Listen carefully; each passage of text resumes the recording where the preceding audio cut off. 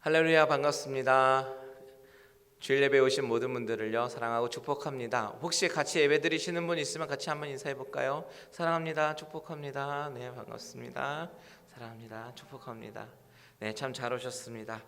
우리 이 시간에 하나님 앞에 예배 드릴 때에 신령과 진정으로의 마음을 들여서 하나님께 예배 드리길 소원합니다. 다 같이 신앙 고백으로 사도신경으로 신앙 고백하시면서 주일 예배 시작하도록 하겠습니다. 전능하사 천지를 만드신 하나님 아버지를 내가 믿사오며 그 외아들 우리 주 예수 그리스도를 믿사오니 이는 성령으로 잉태하사 동정녀 마리아에게 나시고 본디오 빌라도에게 고난을 받으사 십자가에 못 박혀 죽으시고 장사한 지 사흘 만에 죽은 자 가운데서 다시 살아나시며 하늘에 오르사 전능하신 하나님 우편에 앉아 계시다가 저리로서 산자와 죽은 자를 심판하러 오시리라. 성령을 믿사오며 거룩한 공회와 성도가 서로 교통하는 것과 죄를 사하여 주시는 것과 몸이 다시 사는 것과 영원히 사는 것을 믿사옵나이다. 아멘. 우리 이 시간에 우리 하나님 앞에 기쁨으로 찬양드리기 원합니다. 다 같이 찬양으로 사랑하는 나의 아버지, 우리 찬양으로 고백합니다.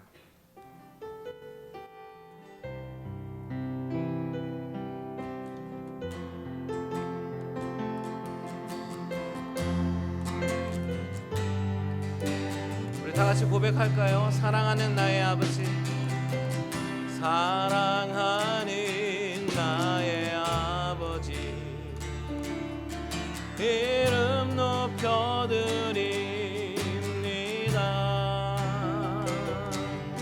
주의 나라 찬양 속에 임하시니 능력에 주께 찬송하네. 다같이 전능하신 하나님 찬양 언제나 동일하신 주 전능하신 하나님 찬양 영원히 다스리네. 우리 처음부터 다시 한번 고백합니다. 사랑하는 나의 아버지, 이름 높여드립니다. 주의 나라 찬양 속에 임하시니 능력에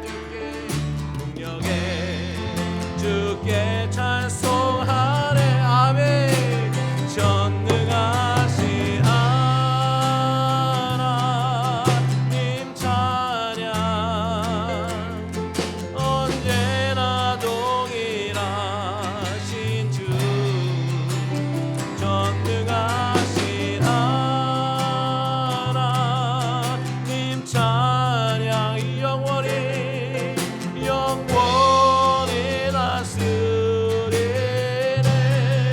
나 주의 이름 높이리, 나 주의 이름 높이리, 나 주의 이름 높이리. 하늘 높이 홀린 깃발처럼 주의 이름 높이리. 전능하신 하나님 찬양 언제나 동일하신 주 전능하신 하나님 찬양 영원히 다스리네. 영원히 다스리네.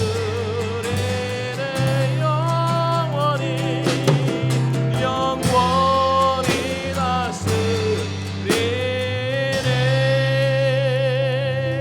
아멘. 주님께서 다스리십니다. 다 같이 힘차게 우리 박수 치시면서 찬양합니다.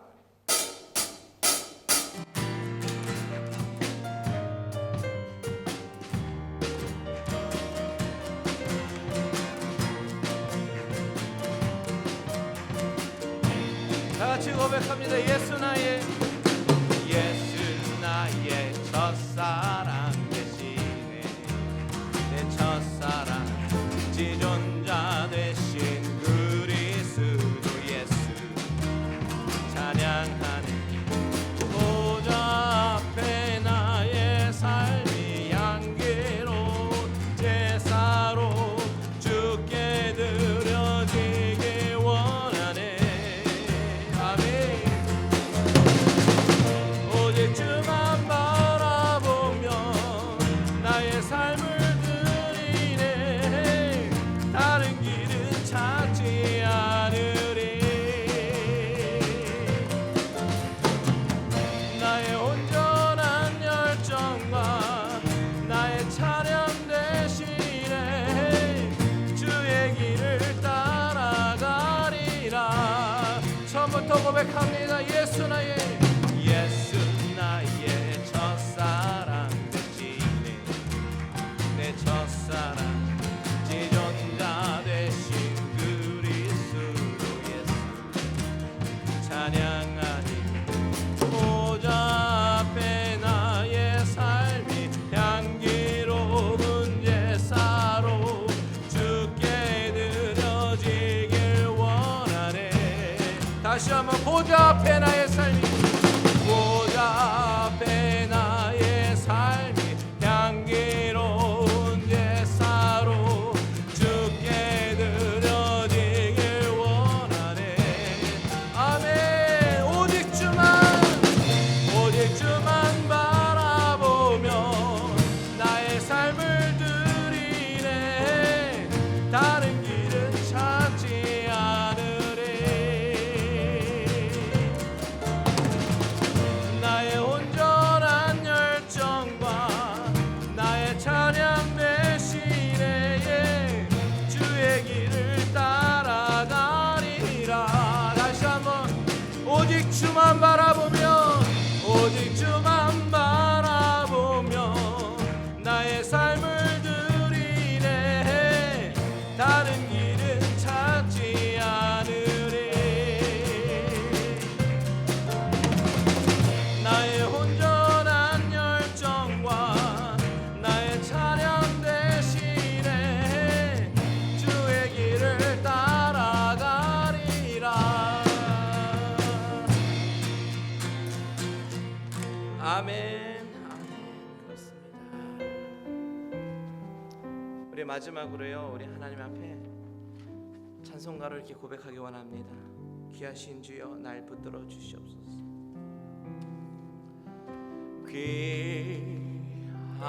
귀하신 주여 날 붙드사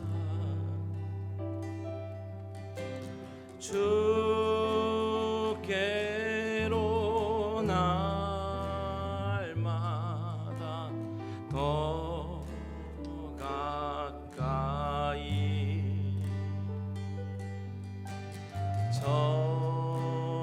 하늘 나라 나 올라가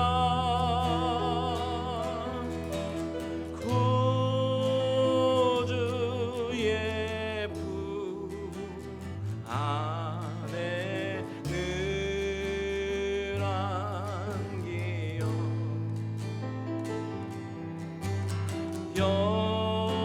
영생의 복 받기 원합니다. 처음부터 고백합니다. 귀하신 주 날 붙들어 주시옵소서. 날 붙드사 주께로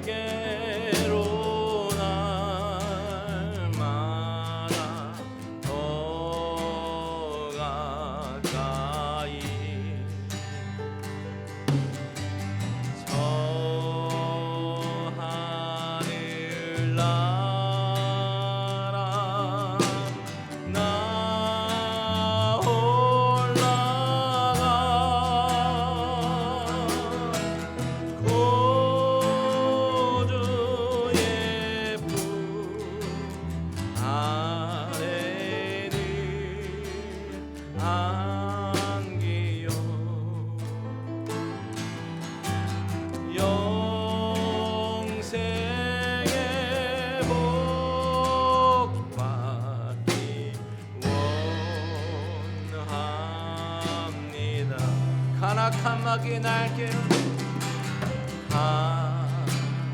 나약한 마귀 날 깨어도 그래도 더욱더 주님께로 주 예수 앞으로 더 가까이 이 세상 속간 그 허영심 또 주한생 나를 아버리니 정결한 마음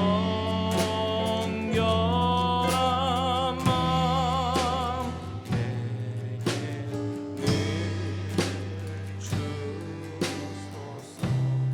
우리 시간에 다 같이 마음 모아 기도하기 원합니다. 귀하신 주님, 날 붙들어 주시옵소서. 하나님, 간악한 마귀가 날 깨어도 날 붙잡아 주시 이 시간에 더욱더 주님 앞에 나아가는 우리의 심령 되게 해달라고 우리 다 같이 주님의 이름 한번 부르고 기도합니다. 주여, 하나님 아버지, 우리를 지켜주시옵소서. 아버지 하나님, 주님 앞에 한 걸음 한 걸음 나아가는 우리 모든 심령들 가운데 하나님께서 아버지 은혜를 베풀어 주시고 아버지 하나님, 오직 주님만 바라보며 나아가는 우리들의 모습 되게 하여 주시옵소서.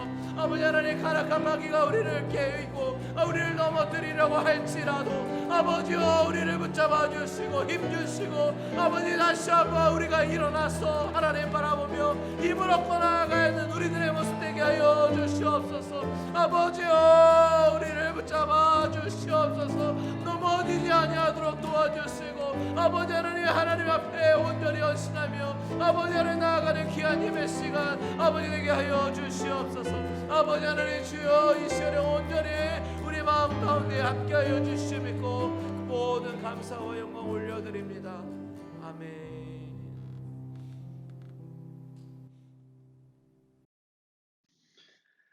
지극히 높으시고 만유의 주 되신 하나님 아버지, 영원하시고 존귀하신 하나님을 찬양합니다.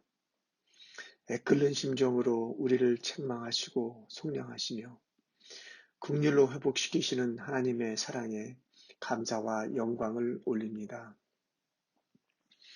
이 아침 주님의 음성을 들으며 그 인도하심을 따라 하나님께 경배하며 온 마음과 정성을 다하여 예배드리기를 원합니다.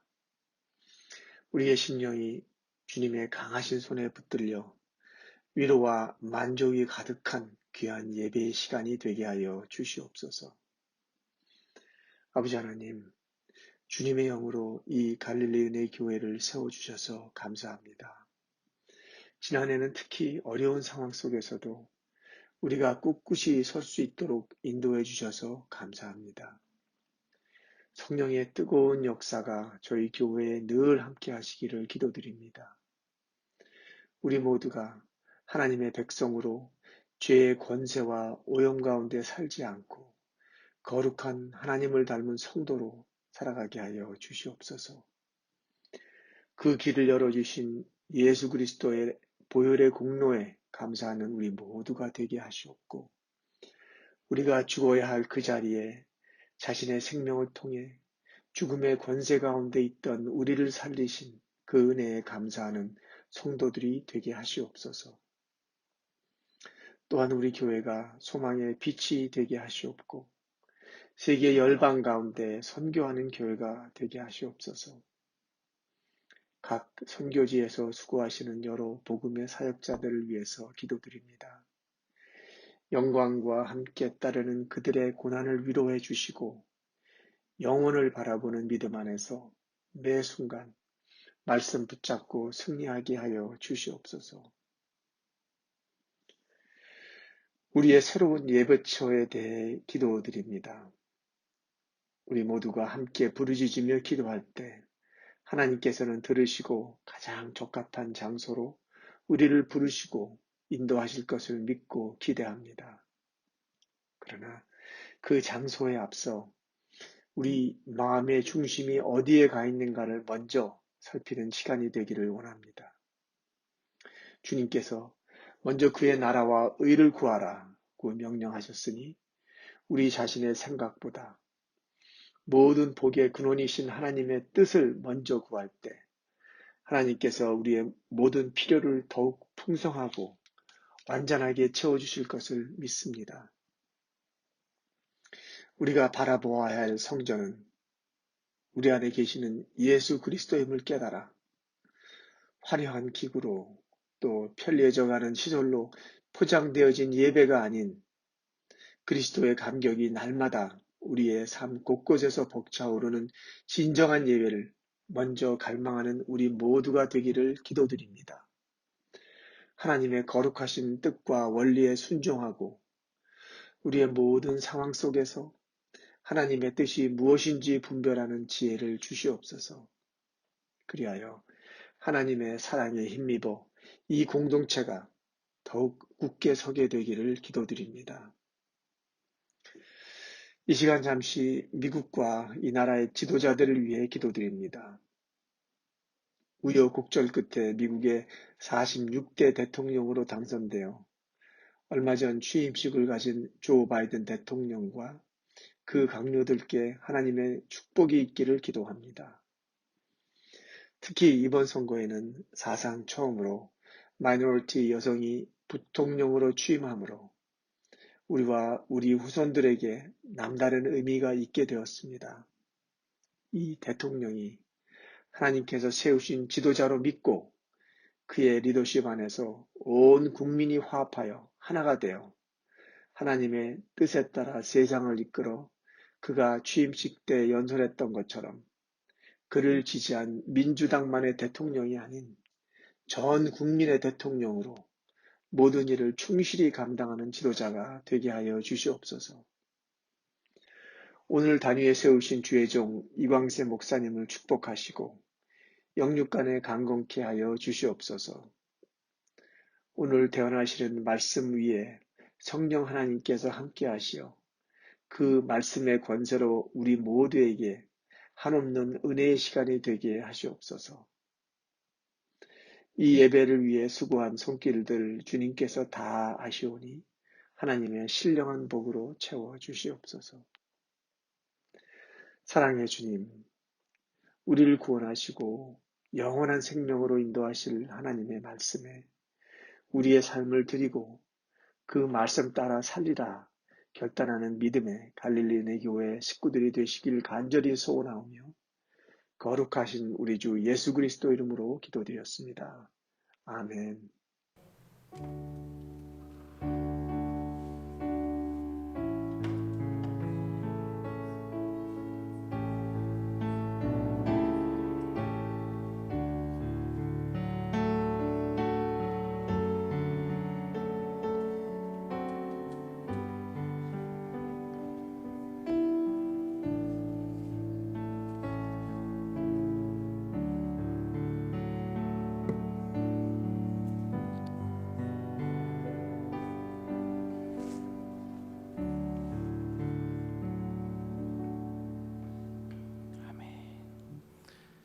할렐루야, 할렐루야, 반갑습니다. 여러분 반갑고요, 잘 오셨고요. 오늘 예배를 통해서 하나님의 만지심과 임재하심을 경험하기를 소원합니다. 다시 한번 인사합니다. 사랑합니다, 축복합니다. 인사하겠습니다. 사랑합니다, 축복합니다. 네, 감사합니다. 자, 교회 소식 전해드리도록 하겠습니다. 교회 소식, 우리 예배 안내를 보시면요, 우리 항상 온라인 예배가 8시 예배하고 11시 예배 두 번 예배 드리죠.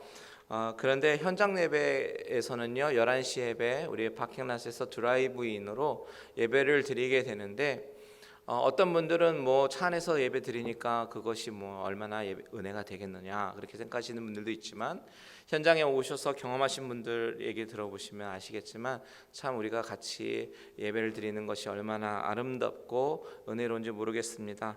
여러분 많이들 참석해 주시면 좋을 것 같고요. 그리고 수요일 줌 예배는 저희가 줌으로 예배 드리니까 너무 좋습니다. 수요일날 7시 반에 보내드리는 링크 참조해서 수요 예배 같이 오셔서 한 마음으로 기도하시고 하나님 앞에 응답받는 그런 귀한 시간이 되기를 소원합니다. 매일 저녁에 9시 기도회 있고요. 그리고 지난주부터 유스 예배가 중고등부 예배가 줌으로 주일 11시에 시작되니까 학부모님들 기억하셨다가 아이들이 잘 예배 드릴 수 있도록 도와주시면 감사하겠습니다. 자, 전교인 이삿짐 싸기가요. 우리가 어제 토요일부터 이제 시작이 되었는데 벌써 많은 분들이 동참해 주시고 은혜롭게 많이 쌓아져 가고 있습니다. 여러분 계속해서 동참해 주시고 그리고 혹시 못 나오시는 분들이라 할지라도 같이 마음 모아 주시고 기도해 주시면 큰 힘이 될 것 같습니다. 우리가 아직 가야 될 때를 정하진 못했지만 이삿짐 싸면서 아브라함의 심정으로 하나님의 인도하심을 구하는 마음으로 싸기를 원하니까요. 여러분 많이 도와주시고 동참해 주시면 좋겠습니다. 아울러서 우리 3번 광고랑 같이 말씀드리면 그래서 여러분들의 중보기도가 필요합니다. 우리가 아직 갈 곳이 정해지지 않았기 때문에 여러분 계속해서 기도해 주시고 하나님의 놀라운 인도하심을 구하는 그런 저와 여러분들 되기를 축복합니다. 교회 소식 4번 보시면요. 이제 텍스 시즌이 되어서 여러분들 가운데 텍스 보고용 헌금 내역 원하시는 분들이 있을 줄 믿습니다. 그런 분들은요 사무실로 신청해 주시면 저희가 준비하도록 하겠습니다. 이것으로 교회 소식 마치고 다 같이 봉헌 찬송 드리도록 하겠습니다.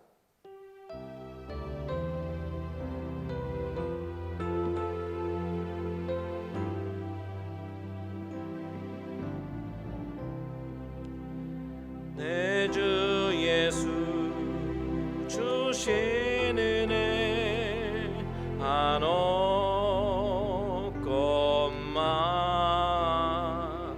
내 주 앞에 이 적은 것 다 드리니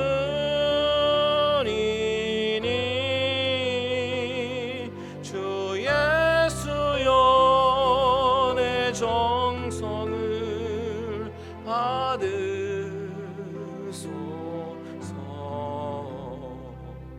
주 날 위해 크게 하신 몸머리사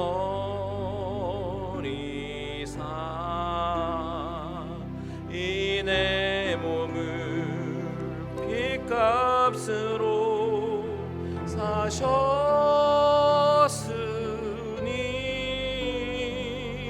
내 생명도 주 예수께 바칩니다.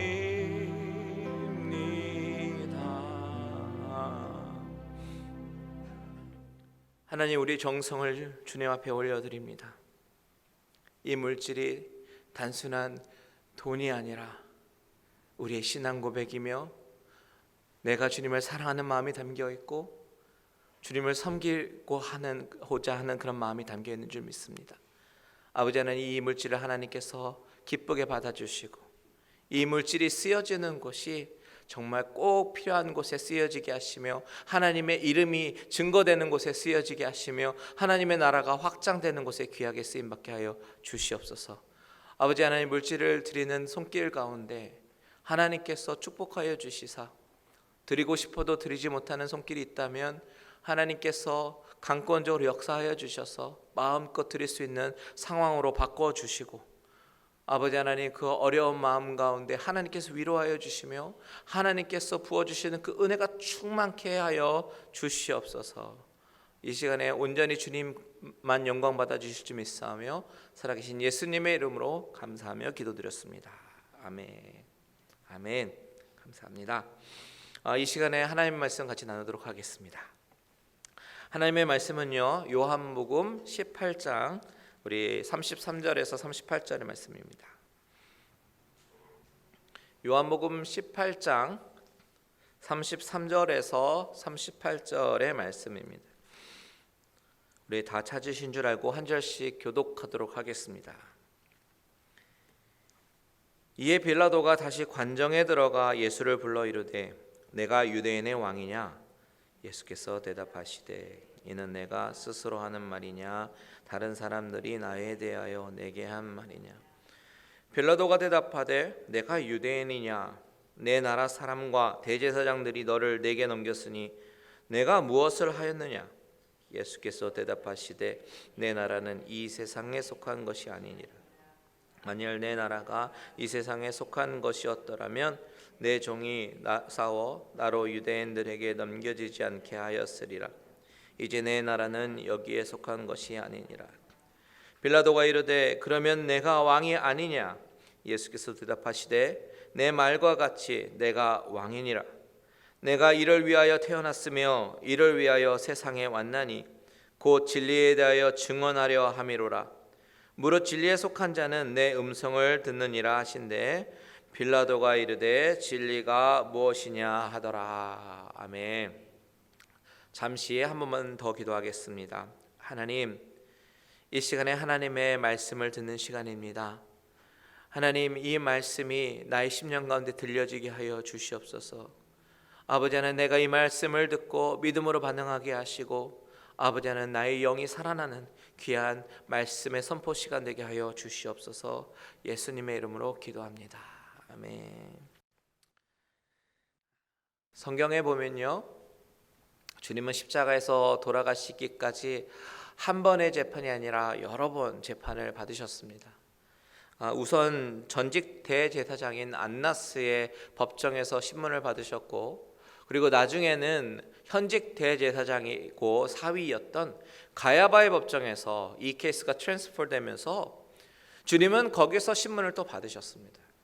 그리고 나서 주님은 빌라도의 법정으로 다시 한번 트랜스퍼되는데 이때는 종교 재판이 아니라 정치적인 재판으로 바뀌게 되죠. 이런 모든 상황이 왜 이런 식으로 이렇게 복잡하게 진행이 되었습니까? 주님이 그만큼 악독한 죄인이었기 때문입니까? 본문의 표현대로 행악자였기 때문입니까? 아닙니다. 그것은 철저하게 인간들의 악독함 때문이었습니다. 그들은 죄 없으신 예수님을 종교 재판에서 돌로 쳐 죽이는 것에 만족할 수가 없었어요. 그들의 분노는 그 분노의 출처가 어디에서 온 건지도 스스로 깨닫지도 못한 채에 그들은 그저 사탄의 앞잡이가 되어서 예수님을 그들 유대인 문화에서 최고 저주스러운 죽음, 비참한 죽음으로 몰아가고 싶었을 뿐입니다.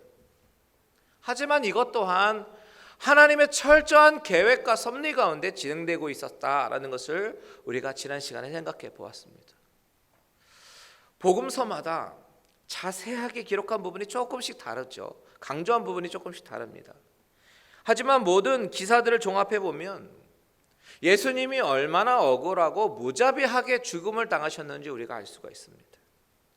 가야바의 법정에서 이를 더 상세하게 기록한 마태복음 26장에 보면 59절에 보면 대제사장들과 온 공회가 예수를 죽이려고 그를 칠 거짓 증거를 찾으매. 자, 거짓 증거를 찾으매.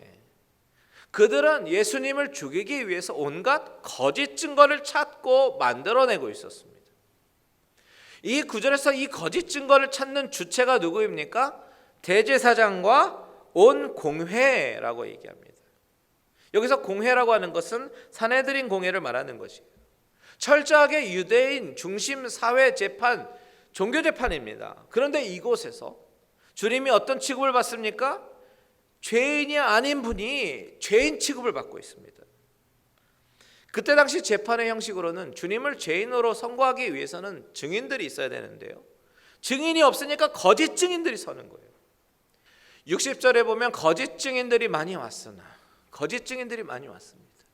그런데 얻지 못하더니 후에 두 사람이 와서 거짓 증인들까지 내세워서 예수님으로부터 혐의를 찾으려고 합니다.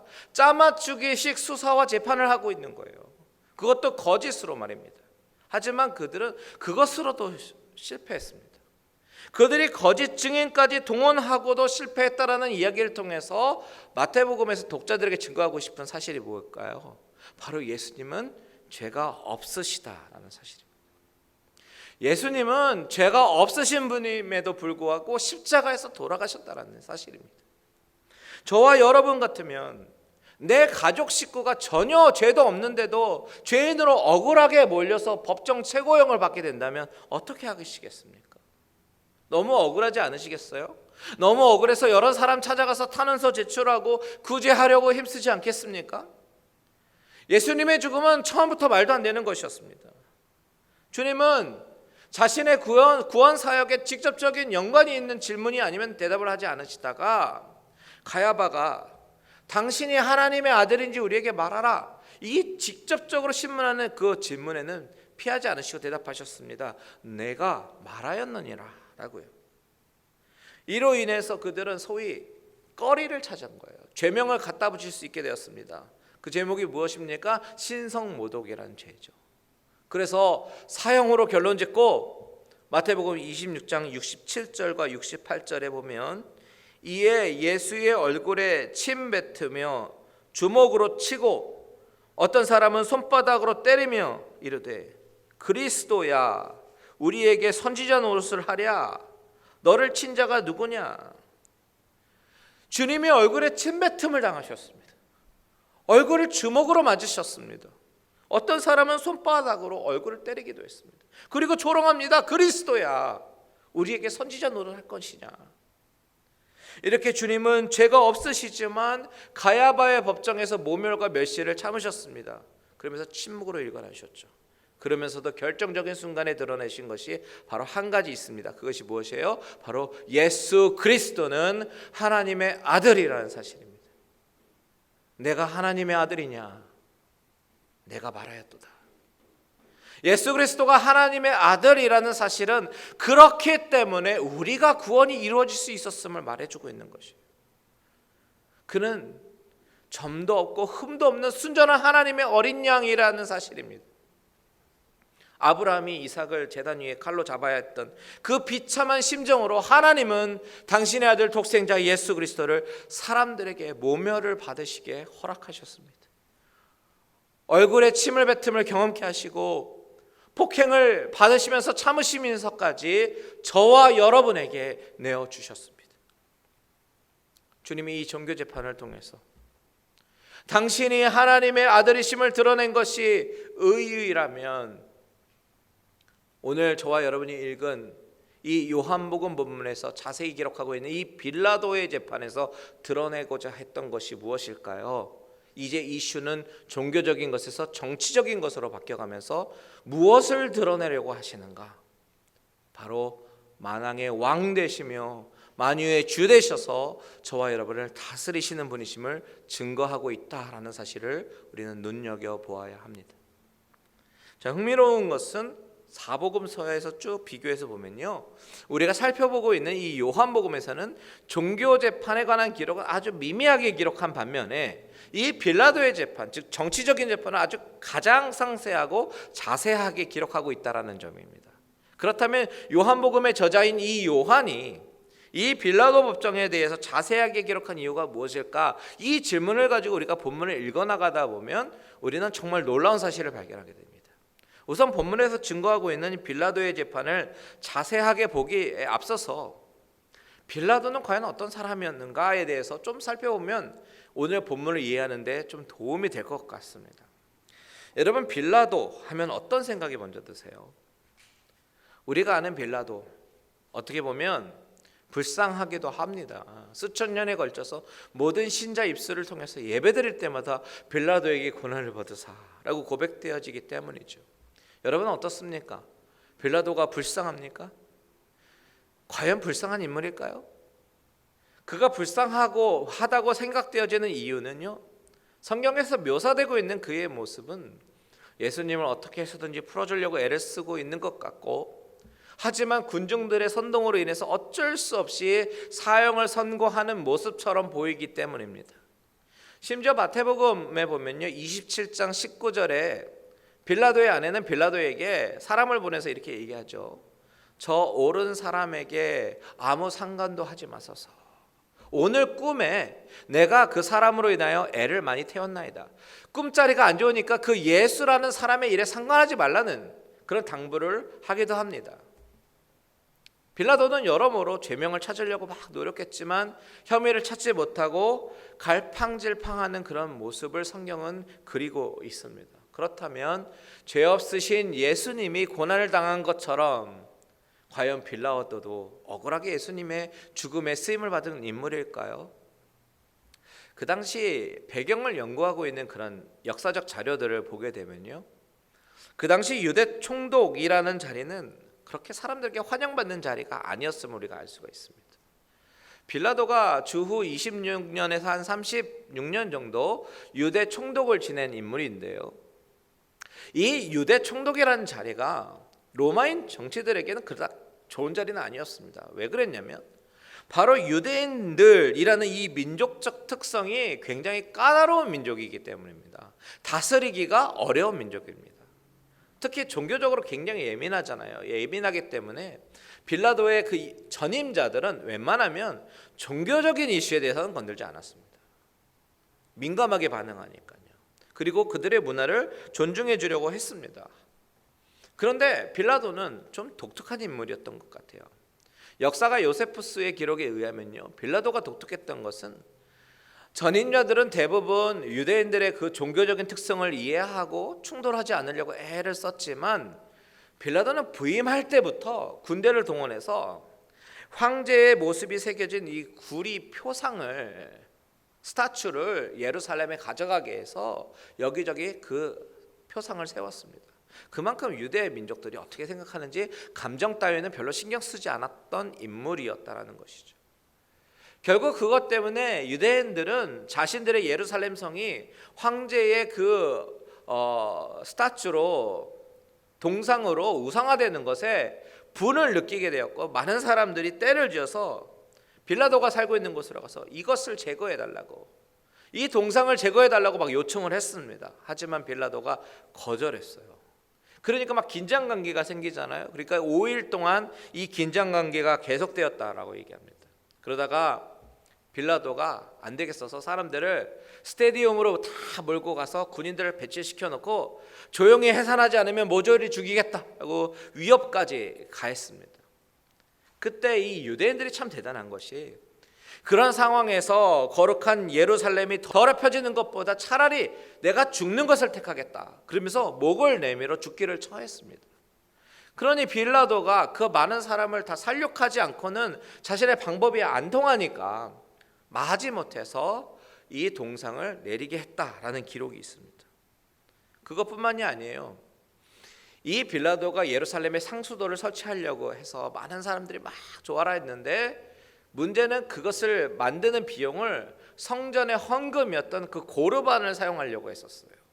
그러니까 예루살렘 사람들이 막 격동을 하면서 막 그렇게 했다고 합니다. 왜냐하면 그 돈은 유대인 사람들 입장에서는 하나님께 드려진 돈이었기 때문에 빌라도가 하나님을 모욕한다라고 생각했던 것이죠.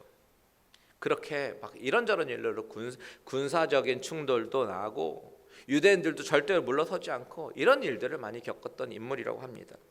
성경에 누가복음 13장 1절에 보면 이런 기록이 있습니다. 같이 한번 읽어보겠습니다. 시작. 그때 마침 두어 사람이 와서 빌라도가 어떤 갈릴리 사람들의 피를 그들의 제물에 섞은 일로 예수께 아뢰되. 자, 우리는 빌라도가 피를 제물에 섞었다, 이 일이 어떤 일인지는 확실히 모릅니다. 하지만 사람들이 예배드리는 동안에 아마도 빌라도가 습격한 것이 아닌가, 그런 생각이 들기도 합니다.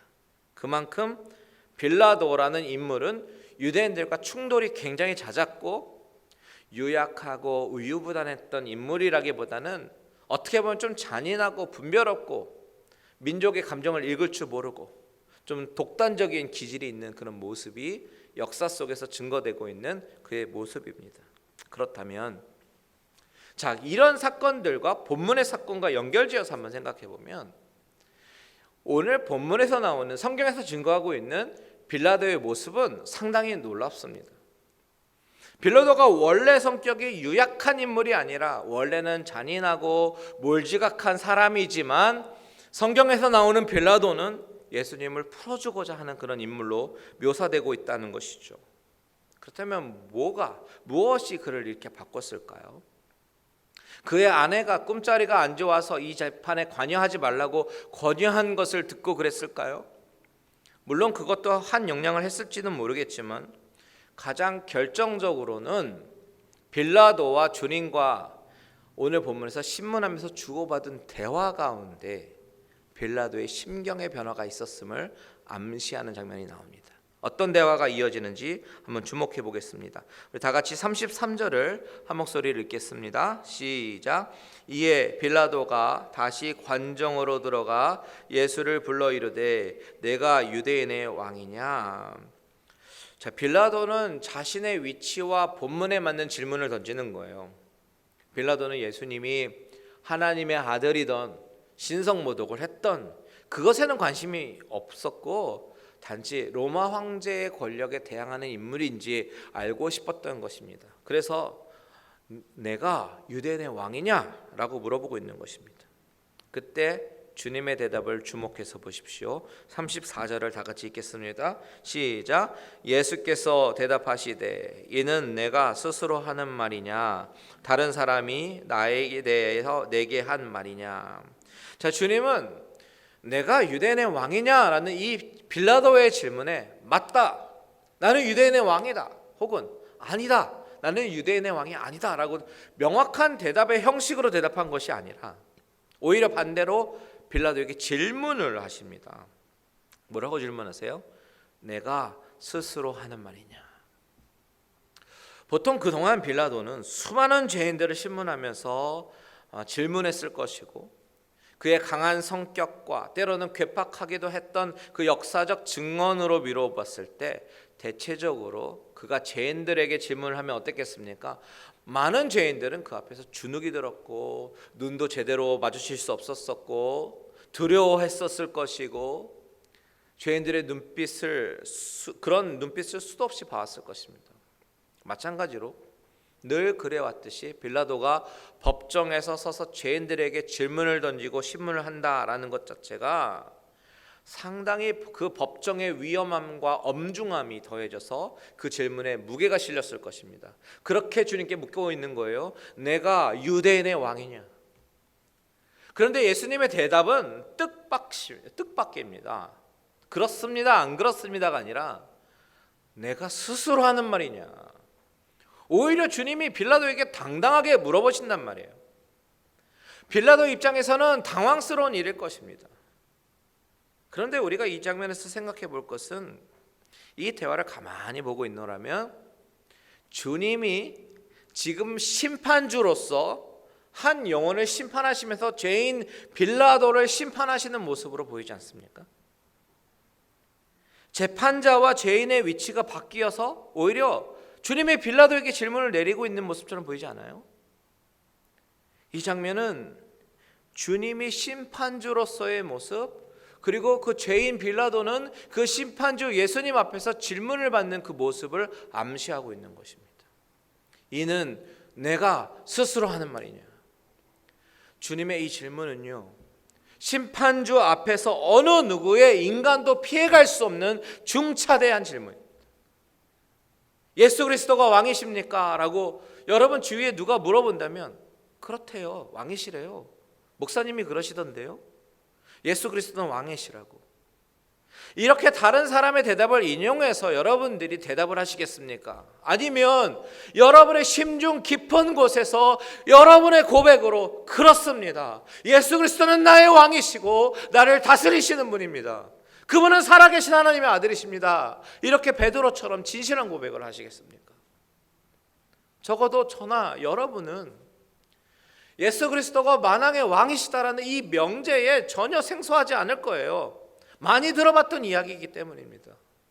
그렇다면 질문은 그 대답이 여러분의 고백입니까? 아니면 지식적인 대답입니까? 이것입니다. 이 질문은 어쩌면 마지막 날 우리가 심판보좌 앞에서 듣게 될 질문일지도 모릅니다.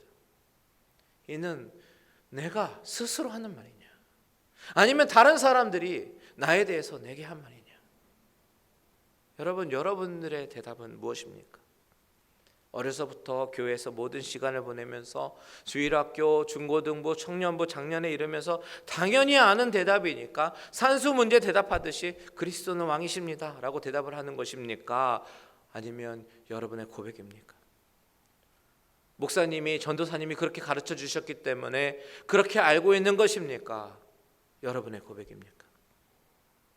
지금 본문에 나오는 빌라도 법정에서 심판자는 빌라도고 죄인은 예수님이지만 예수님은 이 법정에서 이는 내가 스스로 하는 말이냐라고 물어보시면서 마지막 날에 마지막 법정에서 그 두 사람의 위치가 바뀌어서 이런 질문을 당하게 될 것이다라는 것을 암시하면서 보여주고 있는 것입니다. 이 질문을 받았을 때 빌라도는 순간 밀려오는 어떤 그런 엄중함에 압도당했을 거예요. 이 질문은 이 세상의 어느 누구도 압도당하지 않을 사람 없을 만한 그런 질문이기 때문입니다. 하지만 빌라도는 그 순간 자신이 법정의 주인으로 서 있다는 사실을 다시 금방 깨닫고 이제 다른 질문으로 이 주님의 질문을 피하죠. 35절 제가 읽겠습니다. 빌라도가 대답하되 내가 유대인이냐? 내 나라 사람과 대제사장들이 너를 내게 넘겼으니 내가 무엇을 하였느냐? 빌라도는 나는 유대인이 아니라는 거예요. 나는 유대인이 아니니까 그 질문은 나에게 해당하지 않는 질문이다라고 얘기하면서 살짝 비켜갑니다. 너가 무엇을 했기 때문에 너의 나라 사람들, 즉 유대인과 대제사장들이 너를 나에게 넘겼느냐라고 물어봅니다. 빌라도는 자신이 유대인이 아니라고 발뺌을 하지만 사실 주님의 이 질문은요, 유대인들에게만 하는 질문이 아니라 온 인류에게 하시는 질문임을 그는 몰랐던 것입니다. 그때 주님의 대답 볼까요? 다 같이 36절을 읽겠습니다. 시작. 예수께서 대답하시되 내 나라는 이 세상에 속한 것이 아니니라. 만일 내 나라가 이 세상에 속한 것이었더라면 내 종들이 싸워 나로 유대인들에게 넘겨지지 않게 하였으리라. 이제 내 나라는 여기에 속한 것이 아니니라. 주님은 분명히 말씀하시죠. 내가 통치하는 나라는 이 세상에 속한 것이 아니라고요. 주님은 마태복음에서 말씀하시는 것처럼 하늘의 권세, 땅의 권세를 가지신 분이십니다. 그분은 진정한 통치자이시며 우리를 다스리는 만왕의 왕 되십니다. 37절에 있습니다. 시작. 빌라도가 이르되 그러면 내가 왕이 아니냐? 예수께서 대답하시되 내 말과 같이 내가 왕이니라. 내가 이를 위하여 태어났으며 이를 위하여 세상에 왔나니 곧 진리에 대하여 증언하려 함이로라. 무릇 진리에 속한 자는 내 음성을 듣느니라 하신대. 자, 빌라도가요 처음에는 내가 왕이냐라고 물었고요. 두 번째는 37절에서 그러면 내가 왕이 아니냐라고 물었습니다. 그런데 이 두 질문의 어감은요 완전히 다릅니다. 첫 번째 질문에서 내가 왕이냐라고 질문했을 때는 재판장으로 사건을 심의하기 위해서 던졌던 어떤 사무적인 발언이라면, 두 번째 질문에서 주님의 어떤 권위 앞에서 놀랍고 두려워하기까지 한 그런 질문이라고 보여지기 때문입니다. 이것을 어떻게 추측할 수 있겠습니까? 19장 7절 8절을 다 같이 읽겠습니다. 시작. 유대인들이 대답하되 우리에게 법이 있으니 그 법대로 하면 그가 당연히 죽을 것은 그가 자기를 하나님의 아들이라 하매니이다. 빌라도가 이 말을 듣고 더욱 두려워하여. 자, 여기 보면요 유대인들이 말하는 거예요. 빌라도에게 우리가 그를 우리의 법대로 죽일 수 있었다고요. 그것의 근거는 그가 하나님의 아들이라고 말을 했기 때문이다 라고 얘기를 하는데, 그 이야기를 들은 빌라도가 어떤 반응을 합니까? 이 말을 듣고 더욱 두려워했다라고 말합니다. 이것으로 미뤄봤을 때 지금 주님 앞에서 질문을 주고받고 있는 이 빌라도는 어떤 감정이겠습니까? 첫 번째, 이는 너의 대답이냐? 사람들이 하는 말이냐? 라는 주님의 질문을 들었을 때의 그 당혹감, 압도당함, 이전에 절대로 경험해보지 못했던 어떤 느낌과 강한 무엇인가를 느꼈기 때문에 이 느낌은 무엇인가 하면서 고민과 번뇌에 막 잠깐 빠져 있어서 이 사람은 과연 누구인가? 그런 생각이 들었어요. 그렇다면 당신은 왕이 아닌가? 이 두려운 마음과 놀라운 마음으로 물어보니까 주님께서 이를 위해서 내가 태어났고 세상에 왔다라고 말씀하신단 말이에요. 이어서 주님께서 말씀하시죠. 이를 위하여 내가 세상에 왔나니 곧 진리에 대하여 증언하려 함이로라. 무릇 진리에 속한 자는 내 음성을 듣느니라. 자, 빌라도는 이제 생각하는 거예요. 머리가 복잡해지기 시작합니다. 이 사람은 뭔가 좀 다르다. 두렵다. 무섭다. 놀랍다. 이런 느낌과 감정이 막 교차하고 있었을 것입니다. 그때 주님께서 말씀하시기를 내가 진리를 증언하러 왔고 진리에 속한 자는 내 음성을 듣는다. 이렇게 말씀하셨을 때 빌라도는 지금 자신이 심판자라는 그 사실을 온데간데 잊어버리고 자신의 본문을 잊어버리고 뭐라고 얘기합니까? 38절에 그렇다면 진리가 무엇인가? 그렇게 질문하고 있는 것입니다. 빌라도는 이런 일련의 대화와 질문과 대답 속에서 느껴지는 그 예수님의 신성, 그것으로 인해서 자신이 그간 지었던 모든 죄악들과 죄성이 다 드러나는 것 같은 그런 느낌을 받으면서 예수님 앞에서 당당할 수가 없었던 것입니다. 그래서 38절 마지막에 뭐라고 얘기합니까? 이 말을 하고 다시 유대인들에게 나가서 이르되 나는 그에게서 아무 죄도 찾지 못하였노라. 이렇게 말을 하는 것입니다. 빌라도의 재판을 통해서 요한이 강조하는 것이 무엇일까요? 바로 왕 되신 주님, 통치자 되신 주님, 심판자 되시고 다스리시는 주님의 모습을 보여주고 있는 것입니다. 대제사장 가야바의 법정에서 예수님이 하나님의 아들이심이 더 부각되고 증거가 되었다면 빌라도의 법정에서는 심판주 되신 주님, 왕이신 주님을 드러내고 있는 것입니다. 여러분, 그분은 나중에 저와 여러분에게도 동일한 질문을 던지실 것입니다. 너는 나를 누구라 하느냐? 이것은 너의 말이냐? 아니면 다른 사람들의 말이냐? 저는 저와 여러분이 예수 그리스도를 지식으로 알지 않고 가슴으로 경험하면서 그분이 나의 구주시며 나의 왕 되심을 마음 깊숙한 곳에서 나오는 진실한 고백으로 고백하게 되시기를 바랍니다. 성경에서 이렇게 주님의 순환의 기록을 자세하게 왜 기록할까요?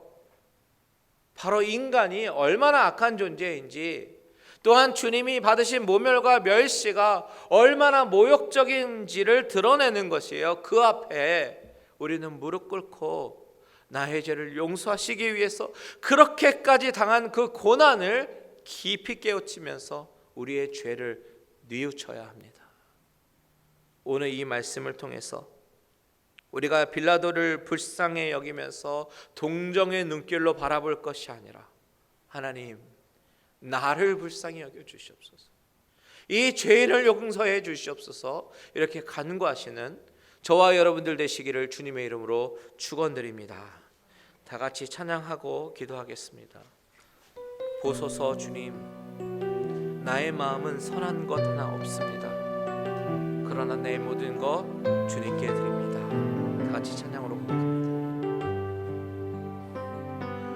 보소서 주님, 나의 마음은 선한 것 하나 없습니다. 그러나 내 모든 것 주께 드립니다. 사랑으로 안으시고 날 새롭게 하소서. 우리 처음부터 보소서 주님, 나의 마음은 선한 것 하나 없습니다. 선한 것 하나 없습니다. 그러나 내 모든 것 주께 드립니다. 사랑으로 안으시고 날 새롭게 하소서. 주님 마음 내게 주소서. 주님 마음 내게 주소서. 내 아버지 주님 마음 내게 주소서.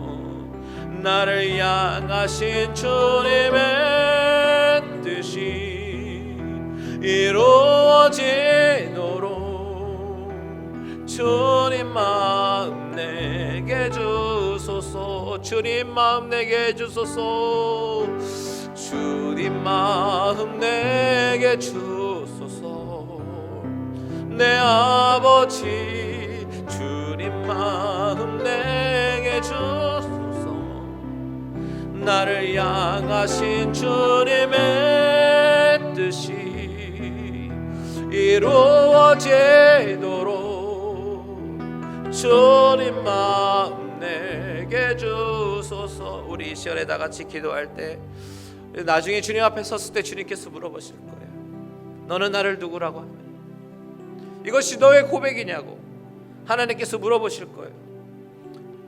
그때에 하나님 앞에서 그렇습니다 주님, 주님은 나의 구주십니다. 하나님의 아들이시며 나의 사랑하는 주님입니다 라고 대답하기 위해서 우리 이 시간에 내 자신을 돌아보면서 하나님, 나의 죄성과 나의 죄악과 못난 모든 부분들을 이 시간에 하나님 앞에 고백합니다. 용서해 주시옵소서. 다 같이 주님의 이름 한번 부르고 기도합니다. 주여, 하나님 아버지, 이 시간에 하나님 앞에 회개함으로 나아갑니다. 아버지 하나님, 나의 부족한 모습과 아버지 하나님, 나의 하나님 저의 악한 모습과 아버지 하나님 여러 가지 아버지 하나님 좀 죄성 있는 나의 모습을 하나님 앞에 아버지 하나님 내려놓습니다.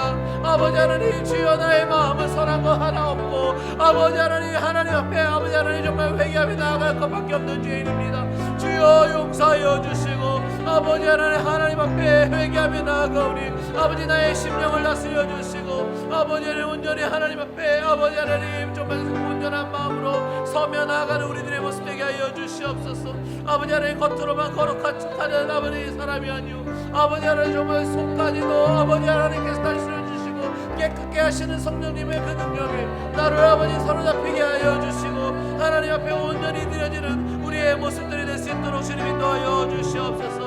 아버지 하나님, 주여 감사합니다. 아버지 이 예배를 통하여 이 말씀을 통해서 우리에게 하소서. 하나님 아버지, 오늘 주님 앞에 서 있는 이 빌라도의 모습은 혹시 나의 모습은 아닙니까?